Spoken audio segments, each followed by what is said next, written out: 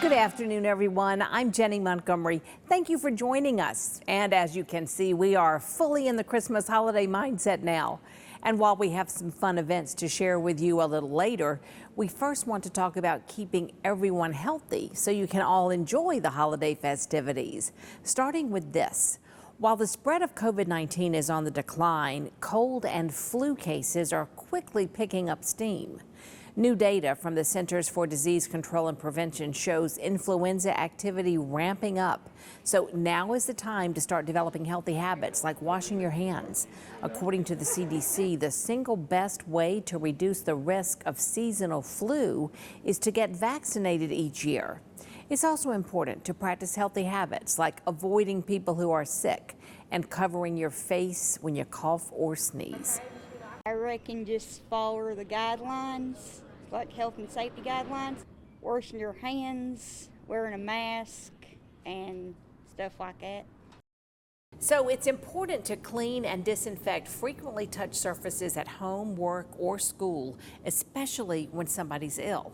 And someone who knows all about that is Dr. Klaus, who is with the Immunology Center of Georgia at the Medical College of Georgia. And Dr. Lay, thank you first of all for being here. Thank you for having me. And welcome to Augusta. You're still pretty new here. Yes, about a year. About a year here.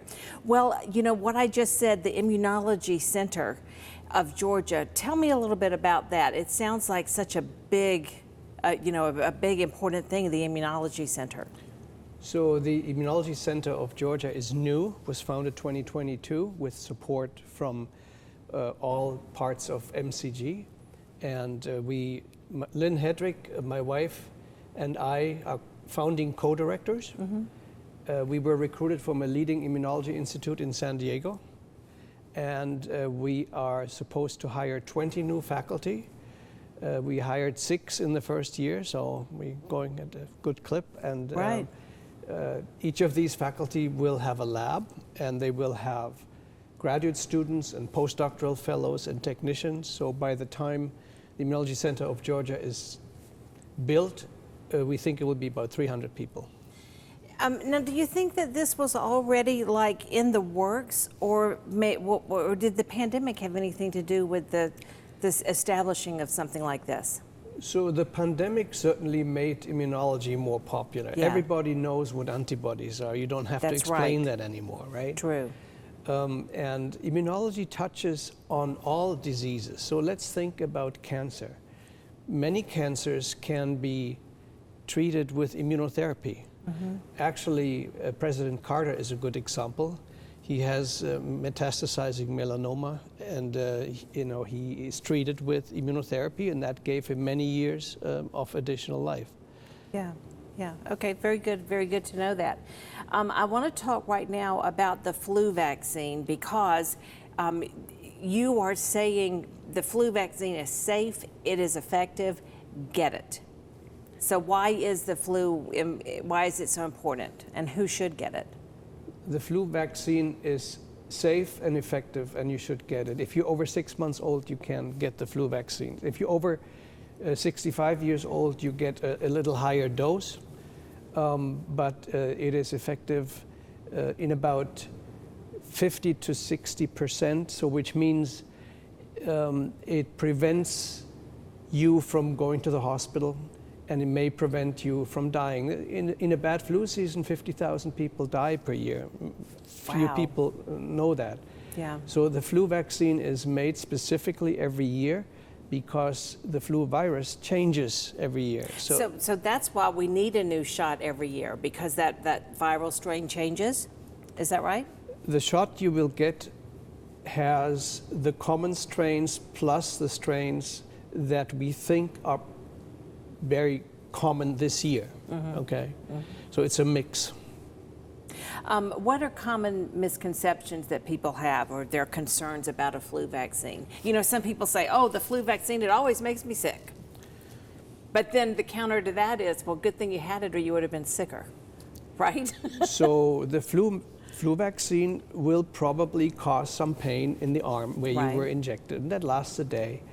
In some people, there may be a mild fever for a day. So if you call that sick, okay, but that's much better than the flu. The flu is not the common cold. One common misperception is that, okay, I got the flu vaccine and still I have the sniffles and the cough and I got sick and got a fever. Well, you probably don't have the flu, you probably have a common cold. There are many viruses that cause common colds.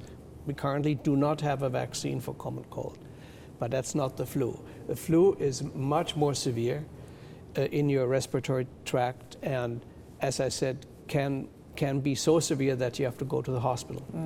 Does the flu bring on bronchitis? Can it be related? So if you have the flu is a viral infection. The viral infection can make you vulnerable to a bacterial superinfection. So that means in addition to the virus, you now have bacteria. The bacteria can cause bronchitis, and the bacteria would be treated with an antibiotic. That is typically secondary. So in other words, the flu comes first, and then you may very well catch bacteria in your that give you bronchitis. All right. And you have just explained something that I have been arguing with my husband about for a couple of years now. So thank you for that. Your immunology center recently hosted a flu shot clinic at the medical college. How was that attended? We have some cute pictures that we're going to be showing everybody. Yeah, it was the first one, but we were pleased to have 78 customers. It was a walk-in clinic. You didn't have to sign up. They consented you right there, and then you got your shot in the arm. You were good to go. That's great. That's great.